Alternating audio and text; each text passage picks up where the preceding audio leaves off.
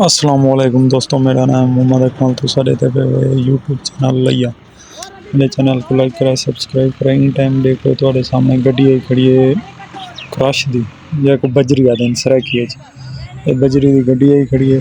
ये रात दा तकरीबन दूर थी पे मैं अपनी जगह ते सुता पे अम्मी दे बंदे जो गए उन्हें आके भजन थोड़ा समान आया खड़े अपना समान अपना संभालो। तो देखो थोड़े सामने गड्डी आई खड़ी है बजरी पीछे थोड़े सामने लथी पई है। रात का टाइम हुए ये गड्डी लग गई है बैक साइड दे तुम चेक कर सकते हो। तो देखो ये गड्डी हुण डंपर चलती पई है तो नाल नाल दिखे ना देखो डंपर चलती पई है। देखो बजरी किवें गिरदी पई है। देखो DHA विच DHA क्योंकि इतने गड्डियां आने रात को 11-12 बजे तो